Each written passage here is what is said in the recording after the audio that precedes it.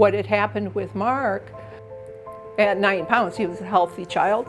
Pregnancy was normal, and gradually things just weren't clicking. I thought that there was something wrong with him. And Mark was giving out signals. You know, he would hear the dog bark, he would hear the telephone ring. There were certain sounds that he would react to. The vacuum cleaner. You know, people are like, you're imagining things. You want something to be wrong. I'm like, no, I don't. You know, I babysat a lot, and there are things that, you know, I mean, he's not reacting to sound, and so the doctor would go and he'd slam his hand on the table, and Mark would jerk, or he would turn around and he would look. And looking back, I thought to myself, how insensitive, how rude, you know. They just figured it's a first-time mom, she's hysterical, what does she know? But deep in my mother's heart, I knew that this child was not developing normally. I was ironing one morning, and I heard about this test at a hospital in Chicago that could determine whether or not a child was deaf. And it was called a brainstem audiometry. And they put you in a soundproof room with electrodes on his brain. They sedate him, and then they have these loud noises, and I'm there with him, and he's only about 26 months old, just over 2, and I came out, and the tech wasn't supposed to say anything to me, but he said, this child's profoundly deaf. His brain didn't register any sound at all. He has no hearing in either ear. Then started this whole process of trying to find, you know, what to do with this deaf kid, and he also was diagnosed with a 7th facial nerve paralysis, so his face droops on one side, and his eyelid doesn't always close. So, you know, it was years of doctor visits and this and that and the other thing. When he got to be about 7, I decided to take him in for a dental appointment. I took him to a doctor in the far western suburbs, a dentist. He had his assistant come, and he says, get the mom, you know. I come in, I'm like, what's going on? He says, get this kid under control. I'm like, okay, well, you know, what are we doing here? I mean, he was drilling a tooth. So I'm holding Mark down. The dental assistant is holding him on the other side. You know, Mark is kicking, and he's terrified because he can't hear. You can't prepare him for these tests, you know, and so he was so traumatized by the experience, he wet himself. And after that, he wet himself every night for the next 6 months. And I wouldn't go back to a dentist. Anyway, Mark was going to school, thankfully, in Villa Park. And I told this story about the dentist and how much trouble I had to his teacher. And she gave me Dr. Scapolato's card. And I got that card, and I hung on to it and hung on to it. And finally, about 6 months later, I decided, let's do this again, you know. And I brought him here, and that was like 42 years ago. And we have been coming, and I figured, well, if he can take care of my son, he can take care of me and my husband. And we switched, you know, dentists.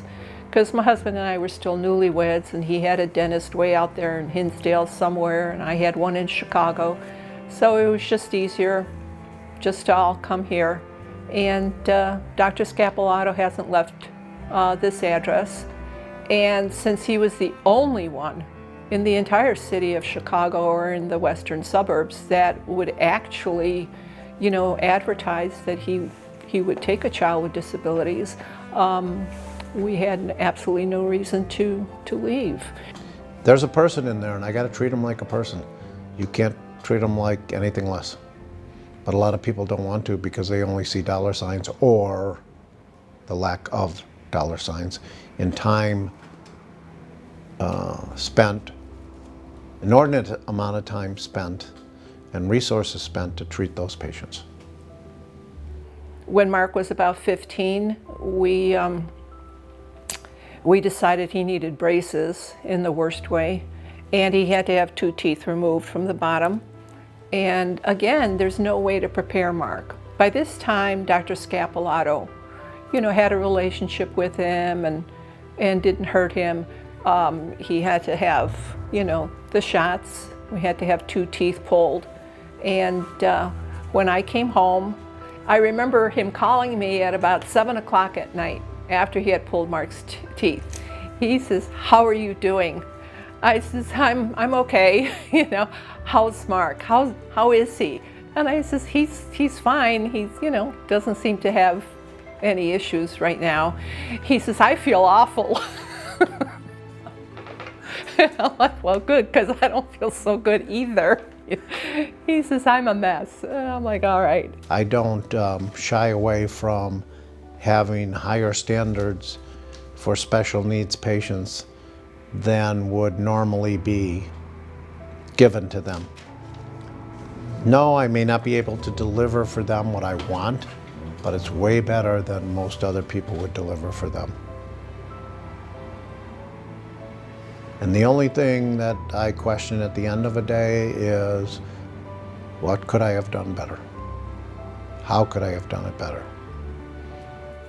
I have been to a lot of doctors with Mark, a lot of specialists, and I found that some of them were exceptionally brilliant at what they do, but had no personality at all.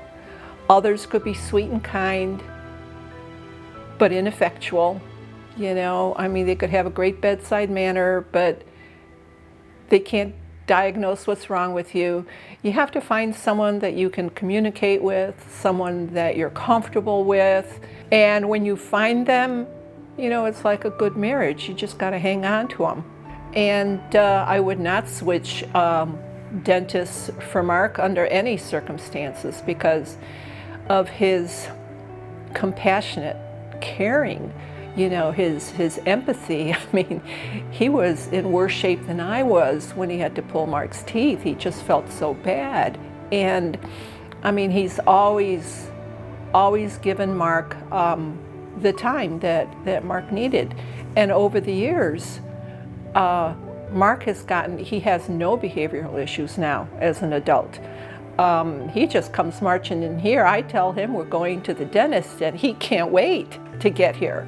I've seen him deal with some other of his patients. I don't know how he does it. He's got such empathy for the parents, for his patients. I am absolutely grateful for that little piece of paper that was handed to me 40 years ago and that I found him.